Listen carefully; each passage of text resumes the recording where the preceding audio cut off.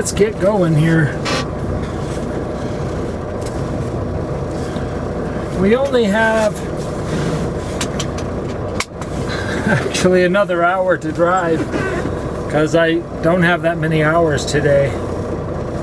So we'll make the best of it. Right now we're in Cheyenne, Wyoming. And we're gonna make, hopefully, Laramie.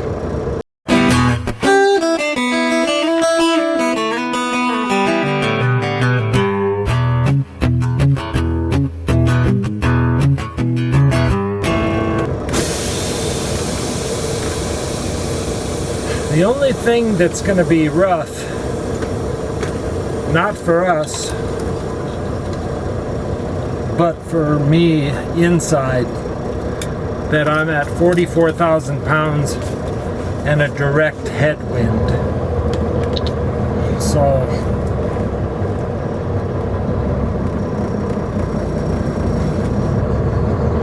except for one little section where the wind goes across the freeway, and that's where all the light trucks blow off.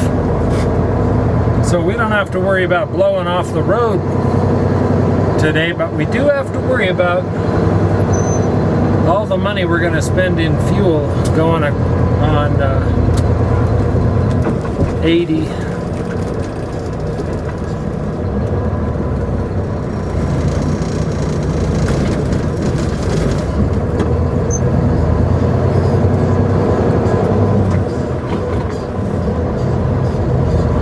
We're 20 pounds over on our rear axles, which isn't a big deal. I don't think anyone would give me a ticket for 20 pounds over. The only reason I'm leaving it that way is so that I can get some fuel.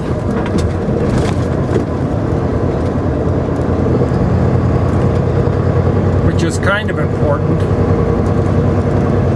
I'm at a little over a quarter of a tank.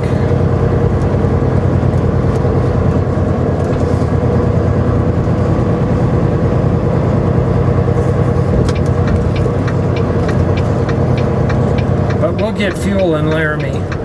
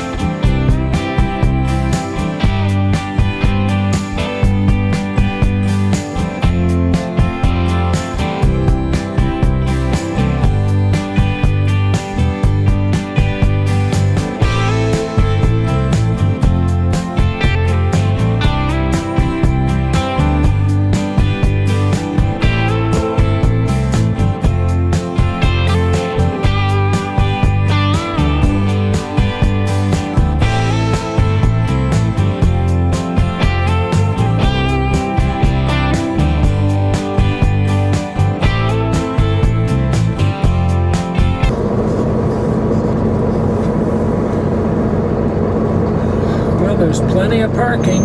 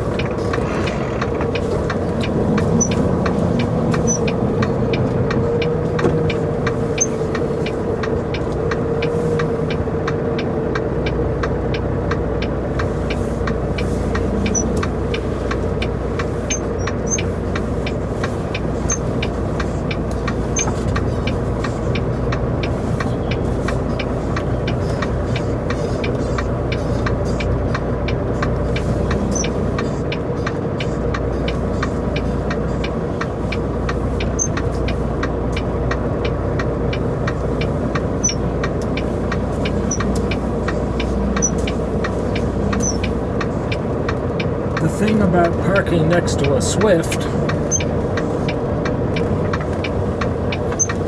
the chances of them having a APU are almost zero. So if they're going to be here all night, then they're not going to be running that lawnmower all night.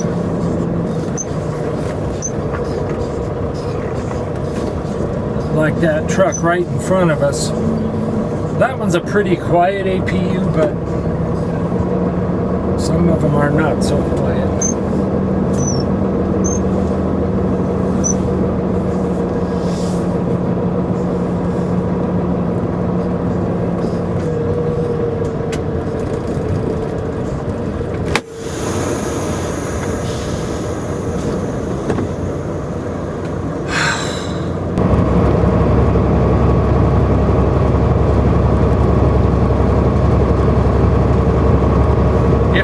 Following my films much in the past few years, you know that I'm a talk radio junkie.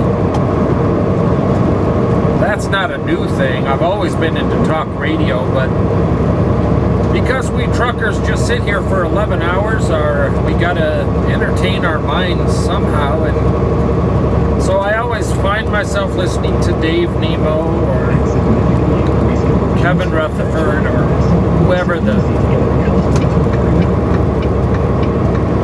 talk show is at the time. And every time I'd turn on the radio, there'd be this guy on there who would call in to the shows. His name was Brooklyn. A guy named Brooklyn would call in almost every day to Dave Nemo's show. I'm going to use Dave Nemo as the icon to talk radio, since he's been on since the early 70s.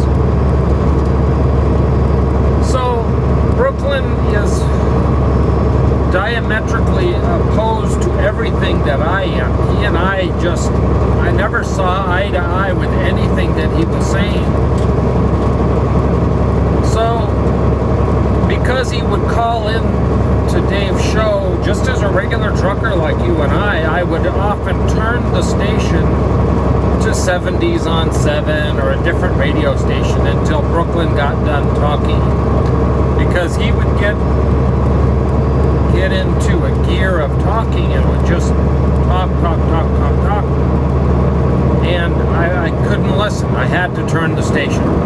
So I would turn it away, and a few minutes later I'd turn it back to Dave Nemo to see if Brooklyn was done, and he'd still be talking. And Dave Nemo was just saying, oh, okay, all right, let's go. You know, I mean, I could picture him in the background. Now, Dave's too polite to say anything negative, and they were friends, so I think Dave was genuinely listening to what Brooklyn was saying. Well, this happened at all radio stations throughout the day. He was a professional, other than a truck driver, he was a professional radio talk show caller-inner. And all of you who are also into talk radio, you know who he is, and he's almost like a celebrity in talk radio as a caller. Well,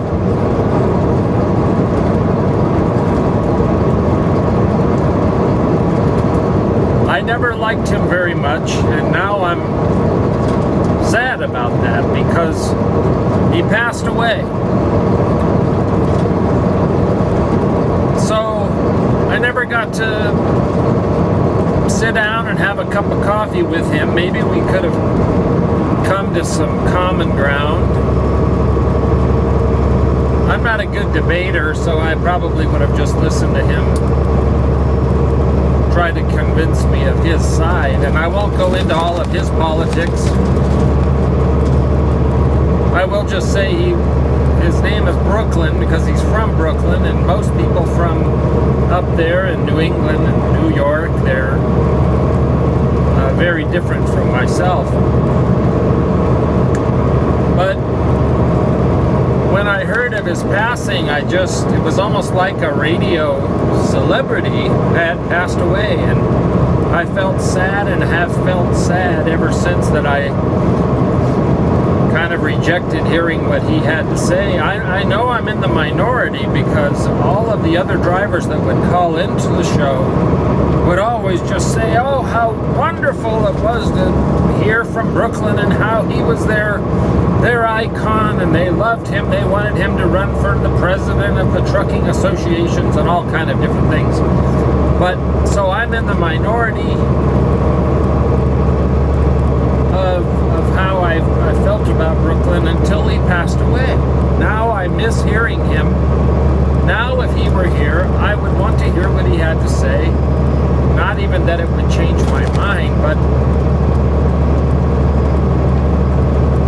since we're running 80 today, we're going to relive the last moments of his life here in Rawlins, Wyoming. So let's do that. Brooklyn, this is for you. This is Brooklyn's last ride. He would have come in just like this to the TA here in Rawlins, Wyoming. I'm getting fuel here just like Brooklyn might have been that night. He parked his truck. I would have walked right across here. Just like all of us drivers do.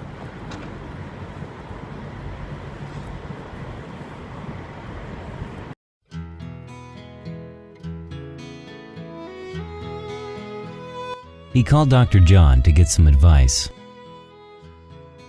Most of us think that Brooklyn is a place. But in fact, he called him twice. Because his heart began to race. Get down off that mountain where the air is so thin, he said on the phone. If you don't get down now, she will end up alone. We knew him as Brooklyn. His friends called him Paul. We were all listening. Every station he would call. His time was over, and he never did hide.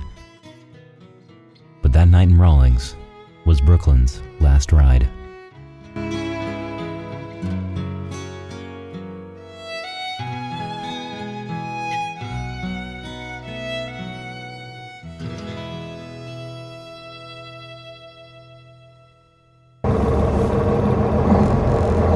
Well, we're leaving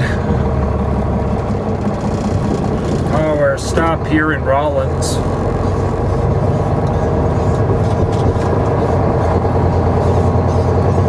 Reliving Brooklyn's last moments.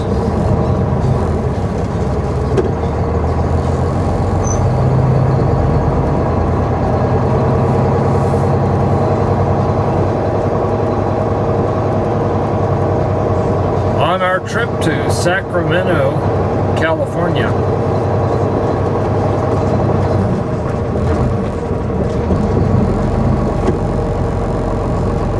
You know, I always wonder mechanical things, even into death. You know, like, okay, his truck's here, he's gone. What do they do? How do they get the truck? Does a driver fly here? I'm sure he did. They got a driver from his company to come here and pick up his truck.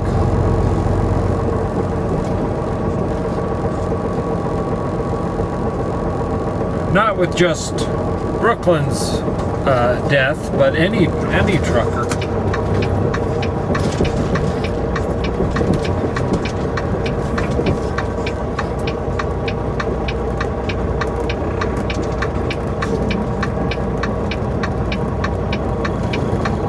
It's a peaceful morning here,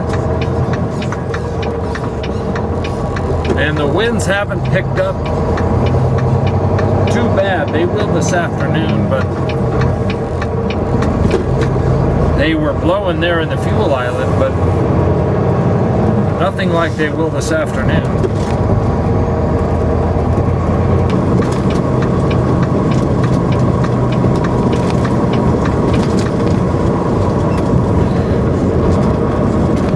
Favorite for most travelers is Little America. Now, we've seen in my films the one in Flagstaff quite a bit. But when I'm on 80, I always like to stop at this one. It has plenty of room, although this one looks pretty crowded right now.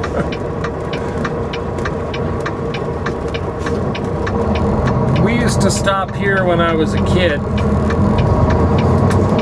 Twice, I remember. But of course, we always went to the car section. Now I go to the truck section.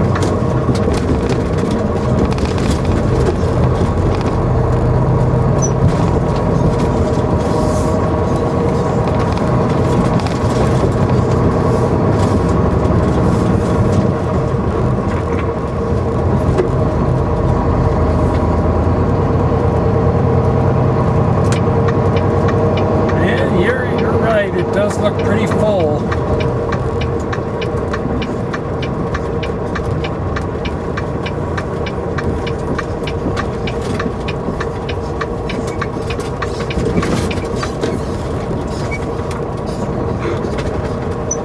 And of course, everybody wants a place just to pull over really quick.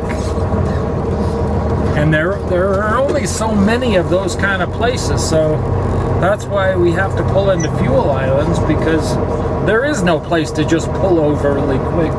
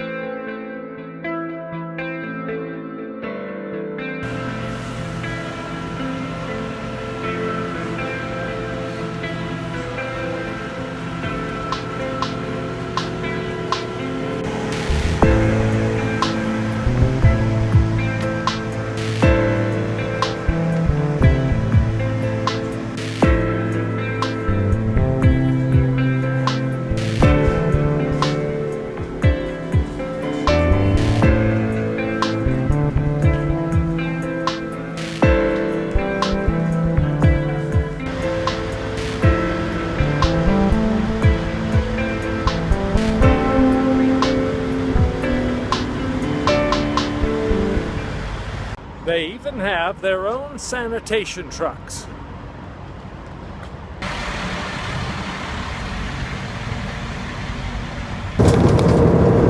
Well, we've hit good old Salt Lake City, Utah.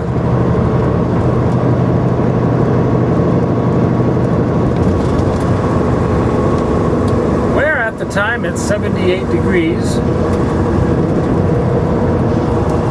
A lot easier to breathe down here because we're at a much lower elevation than where we started out today at 7,000 feet.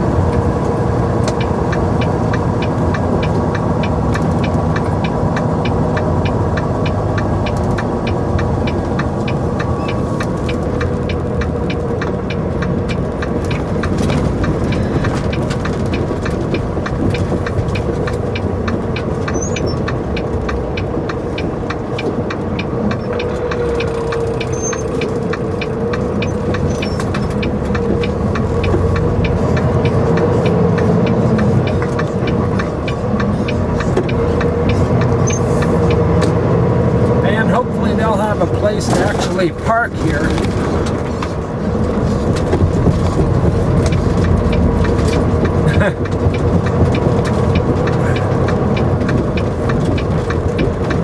If not, I'm gonna have to just, I don't know what I'm gonna do.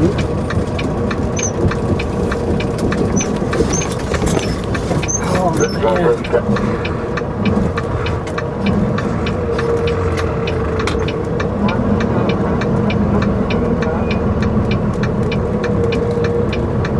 They definitely need to put some pavement down.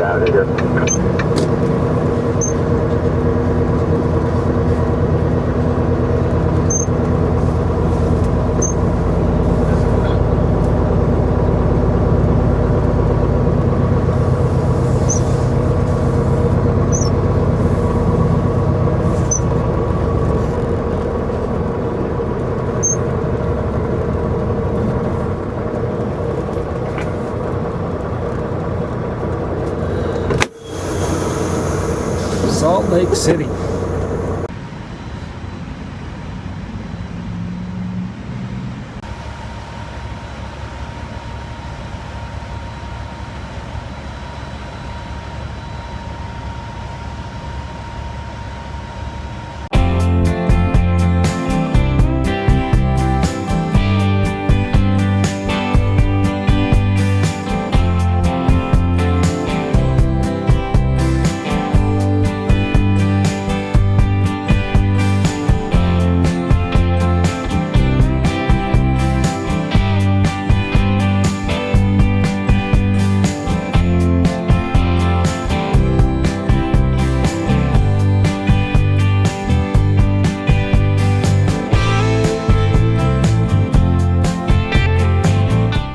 We're here in Fernley, Nevada, and it looks like Flying J has purchased the Terribles here in Fernley, Nevada. Now it's a Flying J.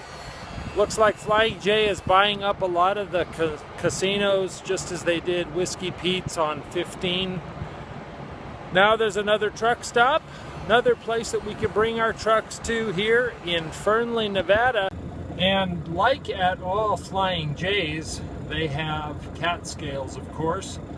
They're putting a brand new one in here, and it's amazing what goes into a cat scale. You'd think it was just, you know, a stand or something that a truck would roll up on, but in fact, there's a lot to it. It's so deep, it's almost as deep as a swimming pool.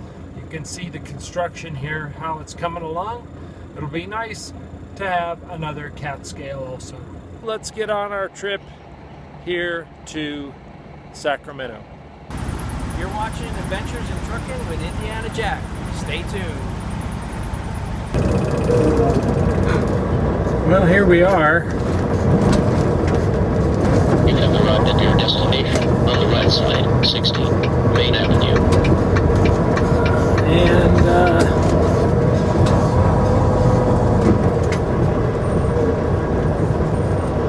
wonder what that guy's doing.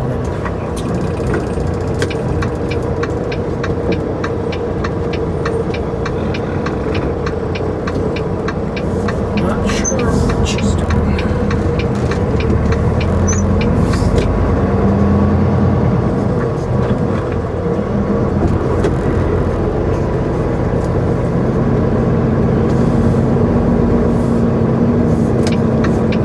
Truck entrance.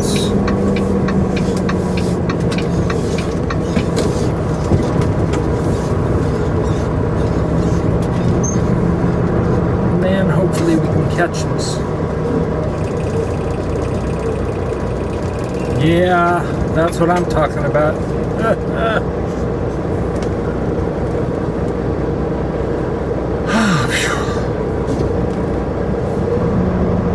I hope they take me.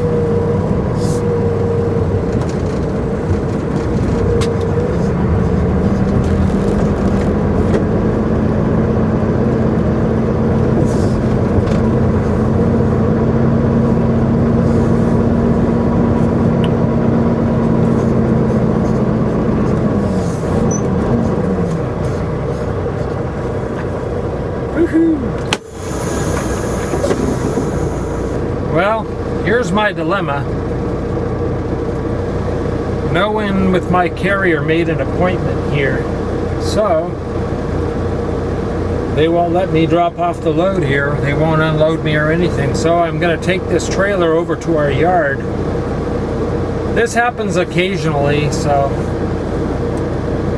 it would help me to have the trailer. This is one time where I want to get unloaded, because then I'll have an empty. Ah, see?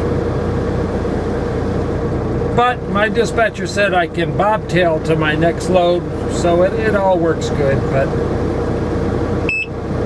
believe it or not, I would have rather had an empty in this case. So let's go drop this off over at the yard. If you guys don't follow me over there, thanks for watching. I really appreciate it. Remember that trucking is an adventure. I'm Indiana Jack, and we'll see you next time.